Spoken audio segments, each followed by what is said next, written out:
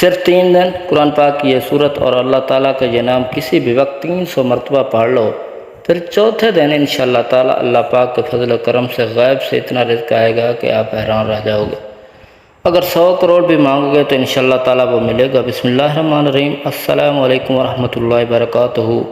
محترم ناظرین کرام، آپ یہ ایک جادوائی وظیفہ کر لو، پھر انشاءاللہ تعالیٰ دولت آپ کے گھر میں آنے کے لیے ترسے گی، اور پھر اتنی دولت آئے گی کہ آپ گنتے گنتے بھی تھک جاؤ گے، لیکن پھر بھی دولت شمار نہیں کر پاؤ گے۔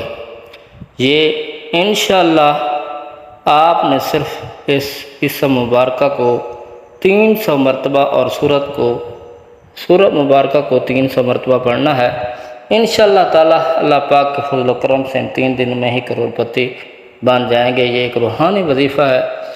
ناظرین کرام، قرآن مجید کے اندر ایک صورت ہے، اس صورت سے اللہ پاک کو بہت محبت ہے۔ یہ صورت اللہ تعالیٰ کو اتنی پسند ہے کہ جو میرا بھائی بہن کسی بھی وقت صرف اور صرف 300 مرتبہ اللہ پاک کا ایک نام اور صورت کو پڑھ کر اللہ تعالیٰ سے ہاتھ اٹھا کر دعا مانگتا ہے تو اس کی دعا فوراً بارگاہ الہی میں پہنچ جائے گی انشاءاللہ عزوجل۔ ناظرین کرام، ذی الحج کے بابرکت مہینے میں کی مناسبت سے یہ ایک بہت ہی خاص اور مجرب عمل ہے، جسے سچے دل سے کرنے سے انشاءاللہ تعالیٰ دل سے مانگی گئی ہر حاجت، ہر خواہش پوری ہو جائے گی۔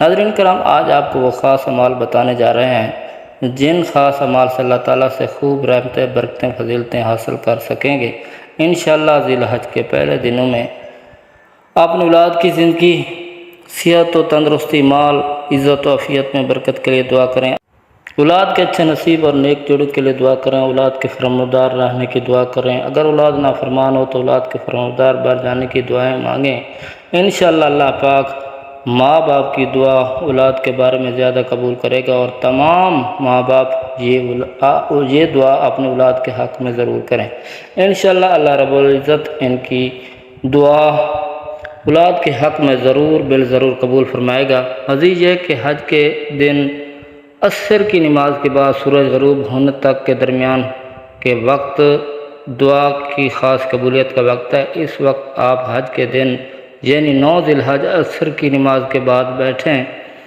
اور 1 مرتبہ اعوذ باللہ من الشیطان الرجیم پڑھیں، پھر 1 مرتبہ بسم اللہ الرحمن الرحیم پڑھیں، اس کے بعد اول و آخر 3 مرتبہ درود ابراہیمی پڑھیں۔ درود ابراہیمی میرے ساتھ بھی پڑھ لیں۔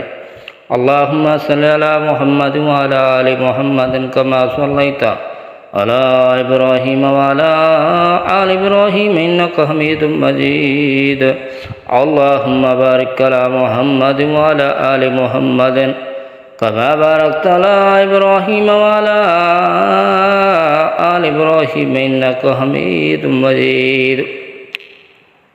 اس کے بعد 447 بار یہ الفاظ پڑھیں، اللہم لبیک اللہم لبیک۔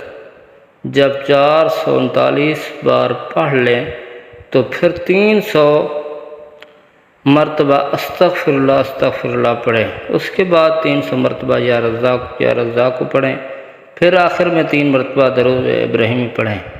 اس کے علاوہ کثرت سے اللہ تعالیٰ کی حمد و ثنا بیان کرنا بھی ان ایام کا معروف فعل ہے۔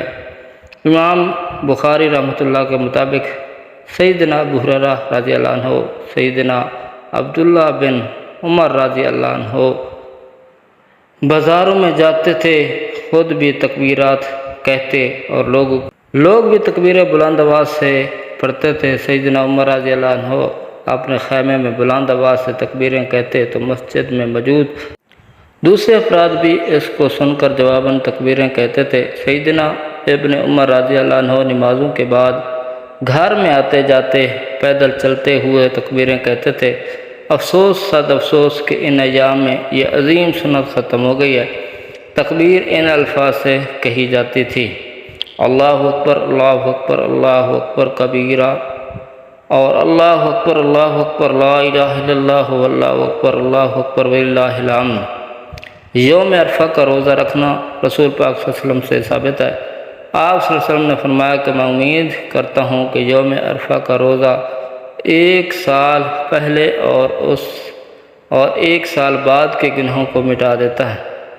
آخر میں دعا ہے کہ اللہ تعالی ہمارے اس وظیفے میں کی گئی کسی بھی قسم کی کوئی بھی کمی کوتاہی کو اپنے پیارے حبیب صلی اللہ علیہ وسلم تاجدار نبوت سرور کونین حضرت محمد مصطفیٰ پیارے محبوب صلی اللہ علیہ وسلم کے صدقے معاف فرمائے، ہمیں عذاب قبر عذاب حشر کی سختیوں سے محفوظ فرمائے، ہمیں دنیا اور آخرت دونوں جہانوں میں بھلائی عطا فرمائے، ہمیں 5 وقت کی نماز باجماعت ادا کرنے کی توفیق عطا فرمائے، آمین ثم آمین۔